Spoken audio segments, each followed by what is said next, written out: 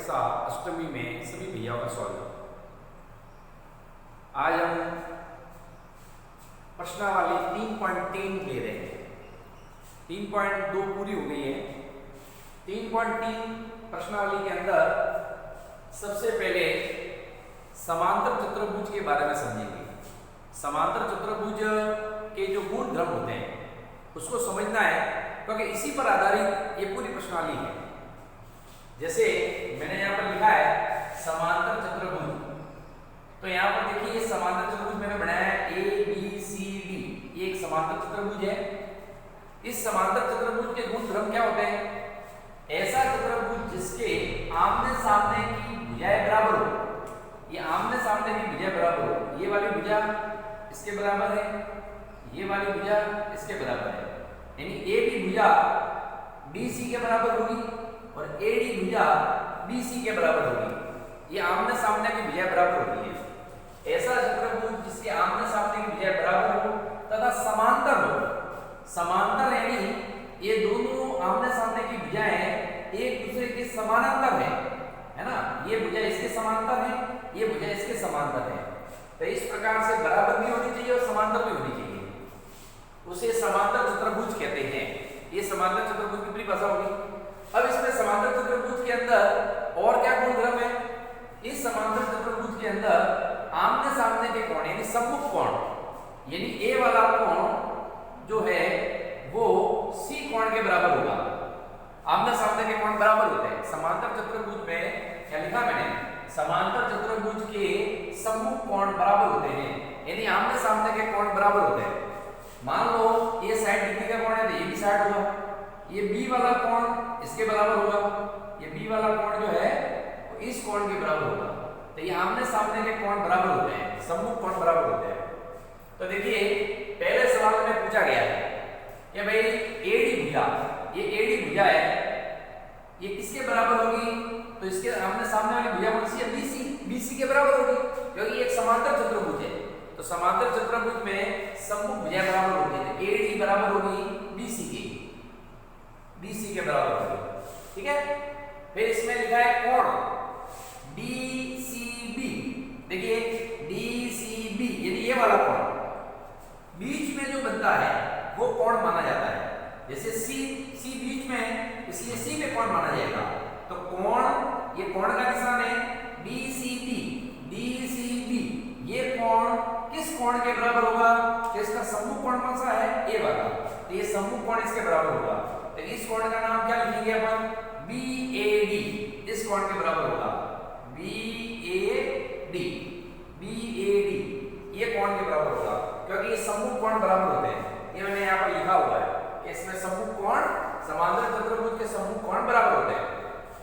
अब देखिए OC भुजा, इसके अंदर क्या होता है? ये OC किसके बराबर होगा? तो इसमें आपको ये लाइन लिखनी पड़ेगी कि समांतर चतुर्भुज में OC वाला भाग है वो OA के बराबर होगा। अब क्यों होगा OA के बराबर?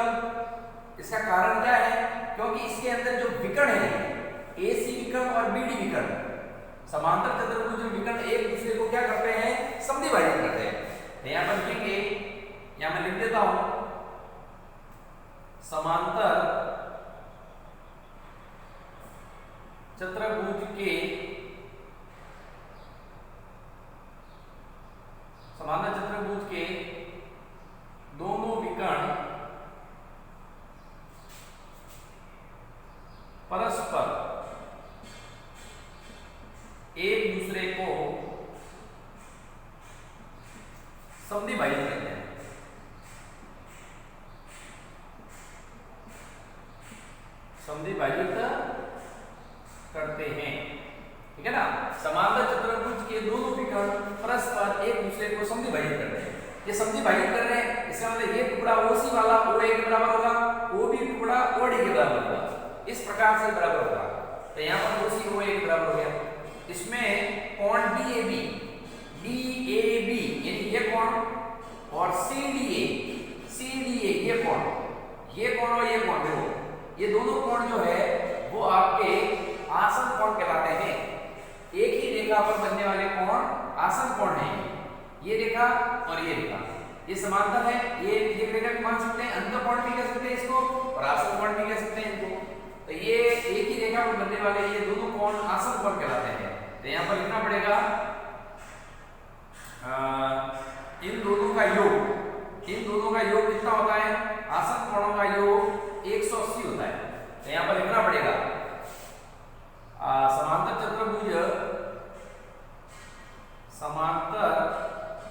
चतुर्भुज के आसन कोणों का योग 180 डिग्री का होता है। ठीक है ना? समांतर चतुर्भुज के आसन कोणों का योग 180 होता है। तो ये दोनों कोणों का योग ये वाला और ये आसन कोण कहलाएंगे। ये 180 का हो गया। ये कोण और ये कोण ये भी आसन कोण कहलाएंगे। ये भी आपके 180 का होगा। बी और सी ये वाला कोण भी आसन कोण होगा और सी और डी ये भी कोण आसन कोण होगा। तो आसन कोणों का योग 180 होता है। अब आप देखिए सवाल नंबर दूसरा, इसमें x, y और z का मान निकालना है। तो इसके अंदर देखिए ये एक समांतर चतुर्भुज है। ये क्या है आपका? समांतर चतुर्भुज है। तो समांतर चतुर्भुज के अंदर आपके ये वाला कोण 50 का कोण और y का कोण ये दोनों एक ही रेखा पर बन रहे हैं। एक ही रेखा बन रहे हैं, इसलिए इन दोनों कोणों को अपन क्या कहेंगे? आसन कोण कहेंगे। तो इसमें y वाला कोण यहाँ पर लिखना है y वाला कोण और प्लस 50 का कोण ये दोनों आसन कोण कहलाएंगे। यहाँ लिखना है, यहाँ पर लिख सकते हैं पहले समांतर चतुर्भुज के आसन कोणों का योग बराबर 180 डिग्री होता है। तो दोनों को जोड़ दो, 50 प्लस y, ये दोनों कोण मैंने ले लिए। ये y का कोण है, कोण बना दो भले। ये दोनों कोण जोड़े तो कितने हो गए? 180। तो y का कोण निकालना है। तो y बराबर 180 माइनस 50, ये 50 75 हो जाएंगे तो माइनस हो जाएंगे। तो y का कोण बन जाएगा 0, 8 में से 5 जाए तो 3 और 1। ठीक है ना? 130 डिग्री का कोण हो गया ये y का। ठीक है? फिर बात करें तो इस समांतर चतुर्भुज में ये सम्मुख कोण है। x और y ये क्या है? सम्मुख कोण है। ये सम्मुख कोण बराबर होंगे। तो यहाँ पर लिखना पड़ेगा कोण x और कोण y बराबर होगा। सम्मुख कोण है, सम्मुख कोण बराबर होते हैं। सम्मुख कोण बराबर होते हैं। तो आपके y का कोण कितना? 130। तो x का भी कितना हो जाएगा? x बराबर भी 130 डिग्री का हो जाएगा, क्योंकि y का मान 130 है तो x का भी 130 हो जाएगा। तो इस प्रकार से एक तो ये मान निकल गया आपका, एक आपके x का मान निकल गया। ठीक है ना? अब आपको चाहिए z का मान। तो z का मान देखेंगे तो देखिए किस प्रकार से निकलेगा। इसके अंदर दो तरीके हैं। देखिए ये रेखा और ये रेखा समांतर है और ये तेरी रेखा काट रही है। तो y और z वाला कोण है ये एकांतर कोण कहलाते हैं। ये एकांतर कोण कहलाएंगे और एकांतर कोण हमेशा बराबर होते हैं। तो यहाँ पर देख सकते हैं इसका आंसर। तो यहाँ पर मैं लिख देता हूँ कि y और z कोण y और कोण z है ना। z पहले लिख देता हूँ, z और कोण y ये दोनों कोण बराबर होते हैं। ये क्या है? एकांतर कोण है। क्या लिखेंगे? एकांतर कोण है। अब एकांतर कोण हमेशा बराबर होते हैं, इसलिए एकांतर कोण बराबर होते हैं। तो z वाला कोण कितने का हो जाएगा? आपके y है, y का कोण है ना, y का कोण 130 दिया हुआ है, यहाँ 130 भर देंगे तो ये z का मान भी आ जाएगा। ठीक है? इस प्रकार से आ जाएगा। और यदि इसको भी लें, ये समांतर रेखाएं हैं और ये रेखा काट रही है, तो x और z है ना ये संगत कोण है। तो संगत कोण भी बराबर होते हैं। आप चाहो तो संगत कोण ले सकते हैं, आप चाहो तो एकांतर कोण ले सकते हैं। तो ये सवाल पूरा हो गया। अब सवाल नंबर देखिए, ये है आपके दूसरे का तीसरा सवाल। तीसरे सवाल में ये एक समांतर चतुर्भुज है ना, समांतर चतुर्भुज है, लेकिन इसके अंदर देखो समचतुर्भुज भी दिख रहा है। इसके अंदर ये रेखा विकर्ण जो है वो एक दूसरे को लंब समद्विबाही कर रहे हैं। देखो लंब समद्विबाही हो रहे हैं। तो ये आपके 90 का कोण बन रहा है। यहाँ बॉक्स बना हुआ है, ये 90 का कोण है। तो यहाँ पर लिखना है समांतर चतुर्भुज में विकर्ण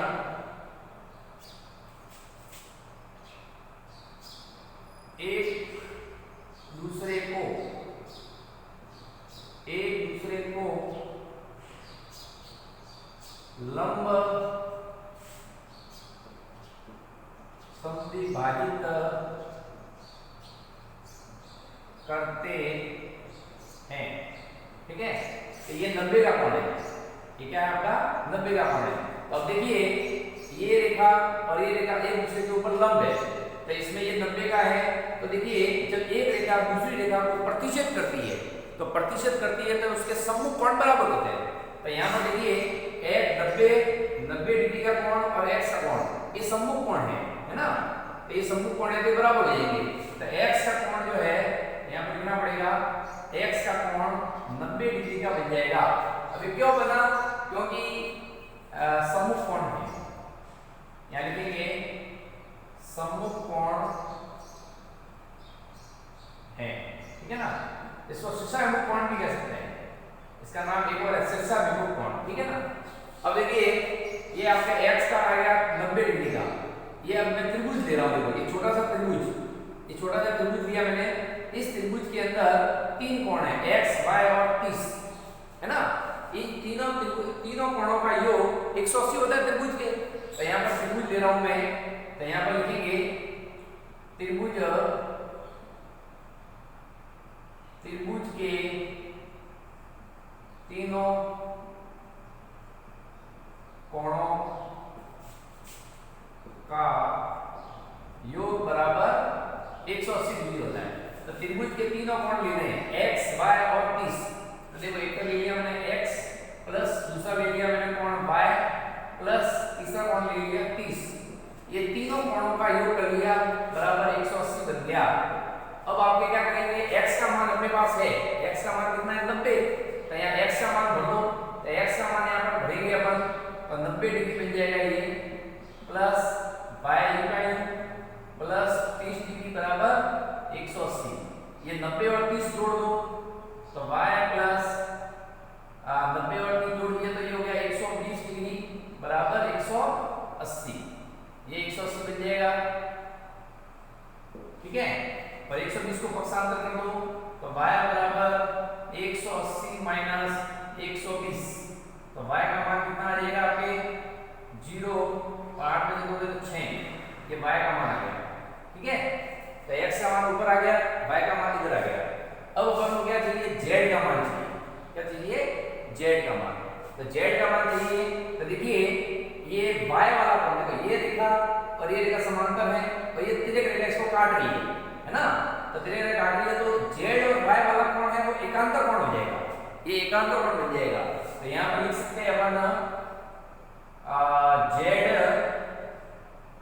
बराबर y वाला कोण बराबर होगा, यहाँ लिखना पड़ेगा एकांतर कोण है, एकांतर कोण बराबर होते हैं, ठीक है ना। एकांतर कोण बराबर होते हैं। तो ये z वाला कोण जो है कितने का बन जाएगा, y वाला 60 है तो ये भी 60 बन जाएगा। तो इस प्रकार से z वाला भी निकल गया। तो ये अपन ने इस सवाल को हल किया, तो आपके x का भी आ गया, y का भी आ गया, z का मान भी आ गया। अब अपन ले रहे हैं पांचवा सवाल। पांचवें सवाल में ये समांतर चतुर्भुज दिया हुआ है, ये समांतर चतुर्भुज है। इस समांतर चतुर्भुज में देखिए आपके ये x, z और ये कोण निकालना है। तो x और z का कोण निकालना है और बाकी दिया हुआ है 40 का कोण और ये 112 का कोण। ये मतलब 40 का कोण है वो यहाँ तक ही है ना, इस प्रकार से ये 40 का कोण है।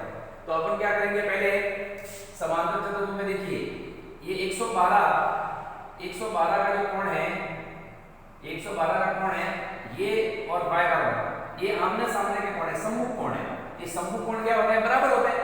तो यहाँ पर लिखना पड़ेगा कोण समांतर चतुर्भुज के सम्मुख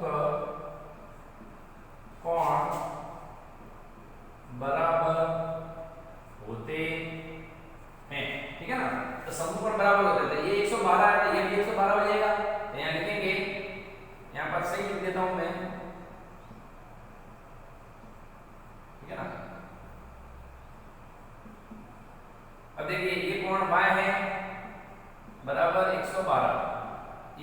कोण निकल गया, ठीक है। y का कोण 112 हो जाएगा, ये आमने सामने का कोण है इसलिए। अब y का कोण आ चुका है तो मैं वापस क्या कर रहा हूँ, ये त्रिभुज ले रहा हूँ। देखो ये त्रिभुज दिया मैंने छोटा सा, है ना। इस त्रिभुज में x, y और 40 इन तीनों का योग 180 हो जाएगा। तो यहाँ लिखेंगे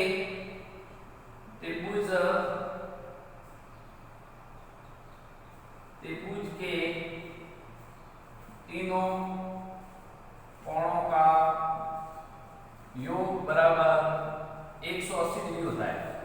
तो त्रिभुज के तीनों कोण जोड़ दो, x, y और 40, ये बन जाएगा x प्लस y प्लस 40 बराबर कितना हो जाएगा 180। अब आपके पास y का मान मैंने निकाल दिया 112, तो y के लिए 112 भर दो, x प्लस 112 प्लस 40 बराबर 180। अब देखिए ये दोनों जोड़ दो 112 और 40 को, तो x प्लस 2 का 2, फिर ये हो जाएगा 5 और 1, ये बन जाएगा 152। 152 बराबर 180। 152 को पक्षांतर कर दो यहाँ पर, तो ये पक्षांतर कर रहा हूं मैं, तो x बराबर 180, ये बन जाएगा 180 माइनस 152, ये घटाना है अपन को, तो x का मान निकलेगा x बराबर 10 में से 2 गए तो 8 बच गए, फिर यहाँ रह जाएगा आपके 7, 7 में से 5 गए तो 2 बचेंगे। इस प्रकार से 28 डिग्री, कितने का मान आ गया 28। ये मैंने x का मान निकाल दिया, y का मान निकल गया, x का आ गया, y का आ गया। अब रह गया z का मान निकालना है। तो देखिए ये रेखा और ये रेखा समानांतर है और ये एक तिर्यक रेखा है, ये तिर्यक रेखा इसको काट रही है, तो x वाला कोण और z वाला कोण क्रॉस वाले कोण है, इसलिए इन दोनों कोण क्या होंगे, बराबर होंगे, क्योंकि इसको एकांतर कोण कहते हैं। तो ये दोनों एकांतर कोण बन जाएंगे।